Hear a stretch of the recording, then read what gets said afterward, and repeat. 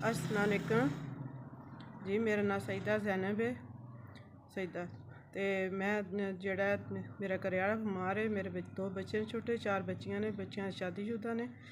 बच्चे मेरे जेड़े ने 2 बच्चे पढ़ते ने, छोटे ने।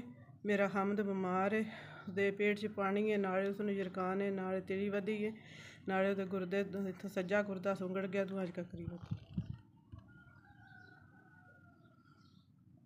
तो मेरा घरैआला बहुत बमार है। साढ़े कोई इतने पैसे नहीं कि अस इलाज करा सकी कि सानू डॉक्टर जवाब दे दिते। अस गुमस दे हकदार हाँ, गरीब बहुत हाँ, खाण पीण तो भी बहुत मजबूर हाँ।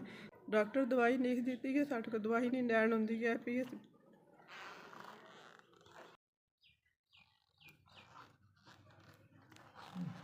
अस्सलाम वालेकुम जी। बहुत मेहरबानी मेरा वीरां भैणां भरावां दी। अल्लाह पाक तुहानू तंदरुस्ती दे, अल्लाह बच्चे जीवन च, अल्लाह बच्चों नूं सेहत तंदरुस्ती दे, अल्लाह बच्चों दे इल्म च इजाफा अता फरमाए, अल्लाह रोज़ी च बरकत पाए, कारोबार साफा अता फरमाए। बहुत मेहरबानी जी तुहाडा दित्ते सानू 10,000 मिल गया। मेरा हमद बहुत बमार है, इस पेट च पानी, नाल गुरदे खत्म हो गए, नाले दूसरा जेह्ड़ा काली तिली नाल वध गई है, जरकान काला। मेहरबानी, अस इलाज तो बहुत मजबूर है, साडा कोई मदद नहीं है करदा पिया, बहुत तकलीफ बिच।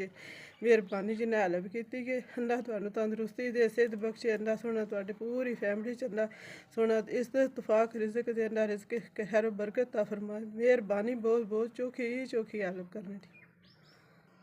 अस सही भैणां भरा हैं तुहाडे, साढ़े कोल दुआ तो बगैर होर कुछ भी नहीं है। मेहरबानी, अस तुहानू दुआ च याद रखांगे। बहुत